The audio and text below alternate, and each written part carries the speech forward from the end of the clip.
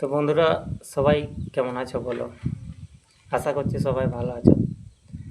আর যারা আমার ভিডিও দেখছো তারা হয়তো অনেক দিন পর, 3 মাস পর ভিডিও দেখে হয়তো তারা অবাক হবে যে এতদিন পর আবার ভিডিও বানাচ্ছে, এতদিন কী করে। আমি বলেছিলাম না যে দেয়ালে পিঠ থেকে যাওয়ার পর আমি ইউটিউবে এসেছি, ইউটিউবে ভিডিও বানাতে এসেছি, কারণ আমার কাছে আর কিছু করার ছিল না। আমি প্রায় সব দিক থেকেই কি বলবো, প্রবলেমে ফেসে যাচ্ছিলাম। শরীর খারাপ বা কাজের অভাব, কেউ কাজ নিয়ে যাচ্ছিল না। তো এখন আমি মোটামুটি একটা কাজ করি, আমি এখন গাড়ি চালাই। আমি হয়তো এরপর তোমাদেরকে দেখাবো। সেই সময়টাই এমন হয়েছিল যে আমার কাছে মোবাইল রিচার্জ করার মতো টাকা ছিল না। মোবাইল রিচার্জ করে যে আমি তোমাদের সাথে আমার কষ্টটা শেয়ার করব, সেই কষ্টটা শেয়ার করার মতো আমার টাকা ছিল না। তো হয়তো যারা অনেক দিন পর, যারা আমার ভিডিও দেখেছো, প্রায় আজ 3 মাস পরে ভিডিও আসছে, তারা হয়তো একটা অবাক হবে যে এতদিন পর দাদা ভিডিও নিয়ে আসছে। তো আজকে ভিডিও নিয়ে আসার কারণ হলো, কারণ আমি একটা কথা শুনলাম, দারুণ ইন্টারেস্টিং কথা। আমরা দেখেছি ভাই, এই রিসেন্টলি সরকার চেঞ্জ হয়েছে, তৃণমূল সরকার থেকে বিজেপি সরকার এসছে। তো আমি জানি না এখনকার নেতাদের মাইন্ডসেট, না তৃণমূল এসে, টিএমসি এসে এরকম মাইন্ডসেটটা তৈরি করে দিয়েছে এখনকার নেতাদের, আমি জানি না।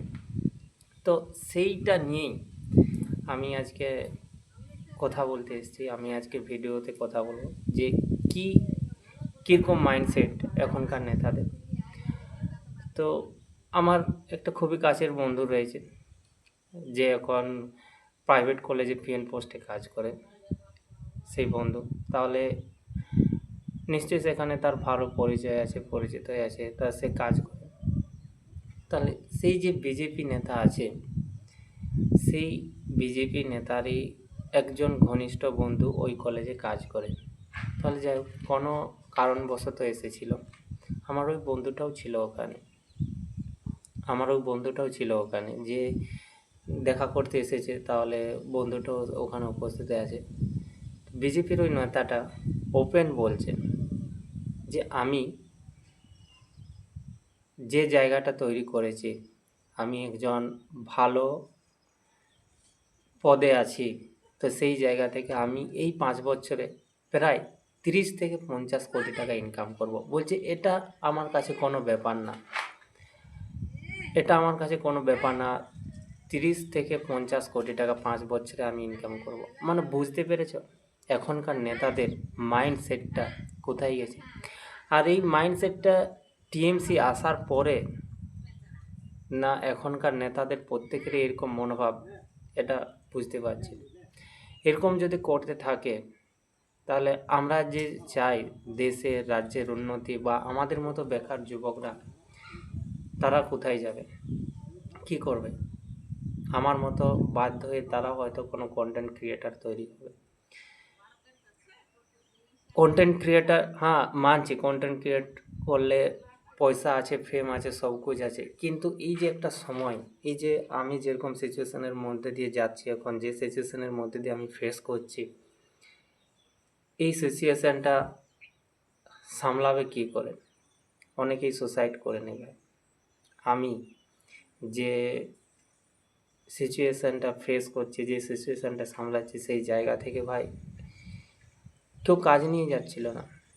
তারপর আমি একটা ভিডিও করেছি যে যখন আমি মিস্ত্রি কাজে গিয়েছিলাম, সেখানে ভিডিও, হয়তো ওই ভিডিওটা কেউ তোমরা দেখোনি, কিন্তু আমার চ্যানেলে যদি যাও দেখতে পাবে যে আমি ভিডিও করেছি, মিস্ত্রি কাজের সঙ্গে ভিডিও করেছি, মিস্ত্রি কাজ করতে গেছি। কিন্তু তারপরও 2 দিন 3 দিন পরে আমাকে কেউ ডাকেনি। তারপর ধীরে ধীরে আমি ভাই গাড়ি চালাতে জানতাম, 4 চাকা জানলাম। এখন ভাই পার্মানেন্টলি না, এখন গিয়ে গিয়ে এর সাথে ওর সাথে বাজারে গিয়ে গিয়ে পরিচয় করে এখন প্রায় মানে নিজের হাত খরচাটুকু চলার মতো রোজগার করি। মাসে যে মোবাইল রিচার্জটা, সেটা হয়তো আমি মিনিমাম 10 দিন হলেও মাসে আমি গাড়ি চালাই, মানে 2000 টাকা আমি ইনকাম করি, 2000 টাকা ইনকামে আমার চলতে হয়। তো এরকম যদি 2000 টাকা 3000 টাকা ইনকামে যদি আমাকে চলতে হয়, তাহলে কি অবস্থা হবে বুঝতে পেরেছ?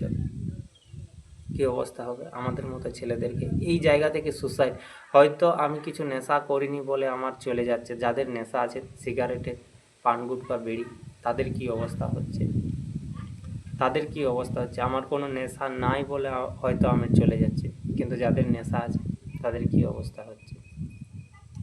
তো এরকম যদি মাইন্ডসেট রাখে এখনকার নেতারা, এখনকার বিজেপি নেতারা বা এখন যে নেতাই আসুক, তাদের যদি এরকম মাইন্ডসেট থাকে তাহলে আমাদের দেশ কখনোই উন্নতি হবে না, আমাদের দেশ কখনোই, আমাদের রাজ্যে কখনোই উন্নত হবে না। আর আমাদের মতো ছেলেদেরকে তিলে তিলে শেষ হয়ে যেতে হবে।